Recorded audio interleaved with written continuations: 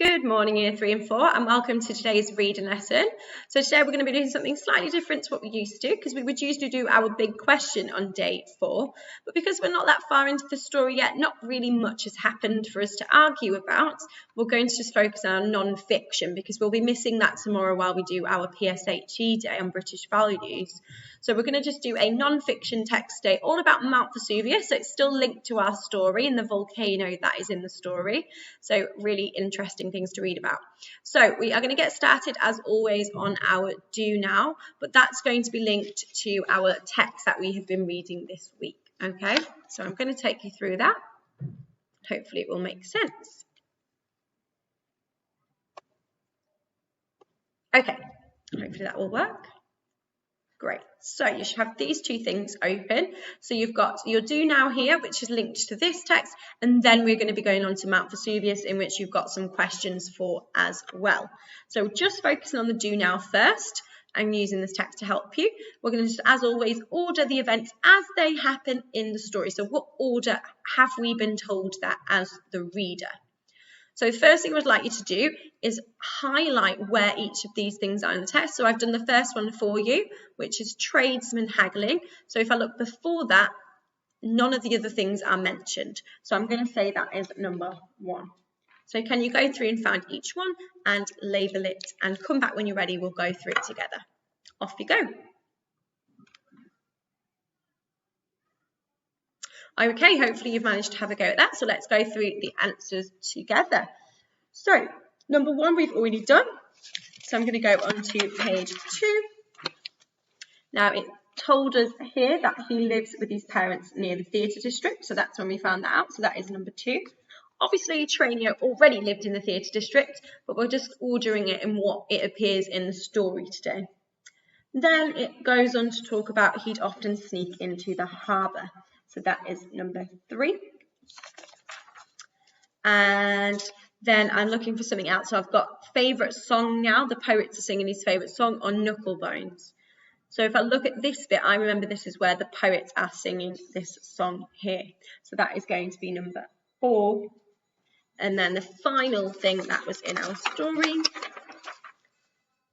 was where Livia and Tranio were playing Knucklebones. So that is number 5. Oh, a dodgy 5 there. So 4, 5, 1, 2, 3. Okay. So moving on to today's. So you should have this text in front of you. So that's just a nice short text we're doing today, all about Mount Vesuvius. And then you have some questions to answer as well. Just straighten that up there so you can see it nice and clearly. So you've got both of these in your home learning. So you're going to go away. I'm not going to read the text to you today because it's just a cold comprehension. Have a go at the questions and then come back and we're going to go through each question together. So you'll notice there's a mixture of questions today. So you've got some literal and you've got some inference questions. Some you need to explain, some you're just ticking, lots of different styles that we've practiced. So make sure you read the question carefully. If it's looking at options, the words or ones like number 3, look at all the options first and think really carefully about it. Go back to the text, look for your keywords, all those skills that we practiced. So pause the video, go away, have a go and come back when you're ready to mark it.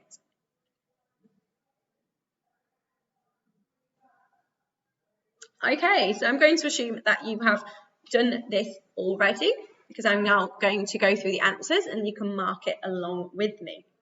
So question number 1, where is Mount Vesuvius located? Okay, so where is Mount Vesuvius is the main thing that I'm looking for. So if I go back to my text, Mount Vesuvius is an active volcano located, says my key word, that's in my question, just east of Naples, Italy. East of Naples, Italy.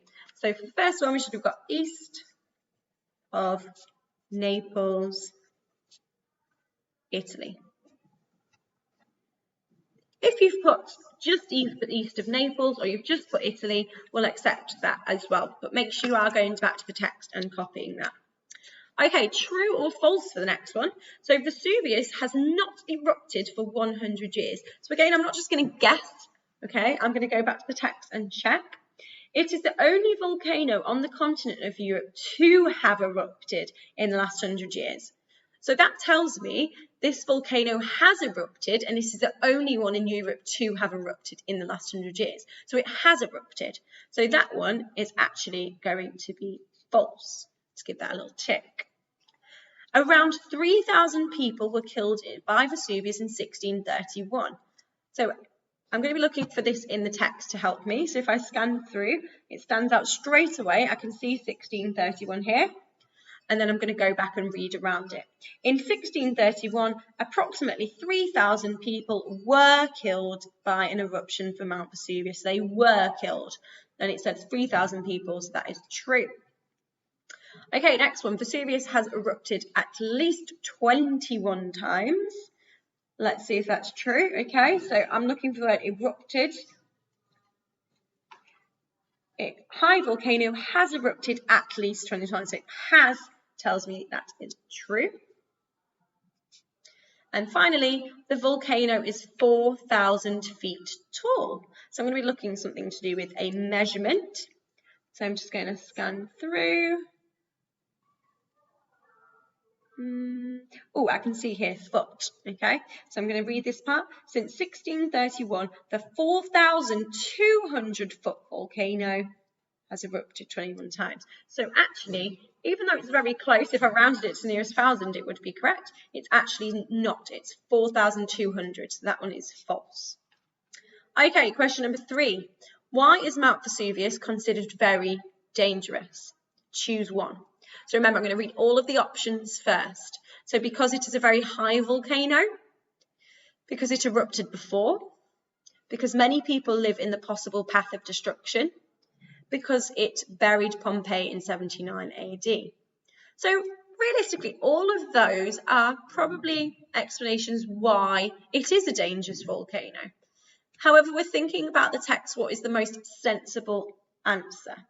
So if I look for some keywords about it being, why is it considered very dangerous? I can scan through and I can see the word considered here. So this sentence might give me a clue. Mount Vesuvius is considered particularly dangerous today because nearly 3 million people live in the direct path of potential future eruption. Okay, and it does say choose one here. So because many people live in the path of possible destruction.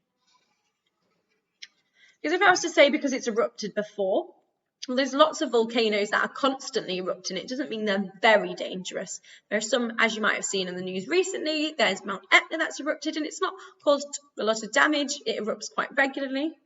Because it's a high volcano, well, there's also lots of very high volcanoes that might not be erupting anymore at all. They might be dormant, okay? Or they might be extinct volcanoes, which you've been learning about in geography. And because it buried Pompeii in 79 AD, well, that could happen again, but we don't know that. So that's not the reason it's considered dangerous now. It's because if it does erupt, it's going to cause a lot of destruction for those people that are living near it. Okay, question number 4. From his dramatic account, scientists believe the cloud of ash he witnessed that descended upon Pompeii was 20 miles high. In this extract, the word descended is closest in meaning to cover, destroy, hang on, fall down on. So remember, when we get a question like this, we might not know the meaning of descended, and that's the point. We're going to be choosing tricky words to try and test your inference skills. So thinking about this part of the story, from his dramatic account, scientists believe that a cloud of ash he witnessed that descended upon Pompeii was 20 miles high. So the big cloud of ash is 20 miles high. Think about what it might do. Okay, it's 20 miles high. So let's think about which one would make sense in that sentence. From his dramatic account, scientists believe the cloud of ash he witnessed that cover upon Pompeii. Cover upon Pompeii. That doesn't make sense if I read it. Witnessed that destroy upon Pompeii. Doesn't quite make sense. Witnessed that hang on upon Pompeii. Again, I'm not sure an ash cloud can hang on to anything. Witnessed that descended upon Pompeii, fall down on. So I think that the one that's going to make the most sense is fall down on. So descended means to go down, to fall down. Okay, we might say you descended down the side of the cliff, means to go down. So the big ash cloud is falling down onto the city. It does cover it, and it might destroy some of it, but what the ash cloud is actually doing is falling down. Okay, next question. How long was Pompeii buried for? So I'm looking for something to do with how long it was under the ash or buried. So my key word there is buried. So I'm going to scan through. I'm going to look for the word buried. Fantastic, I can see it here. Oh.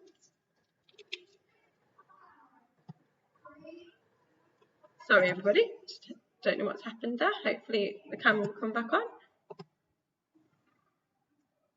Okay, sorry about that.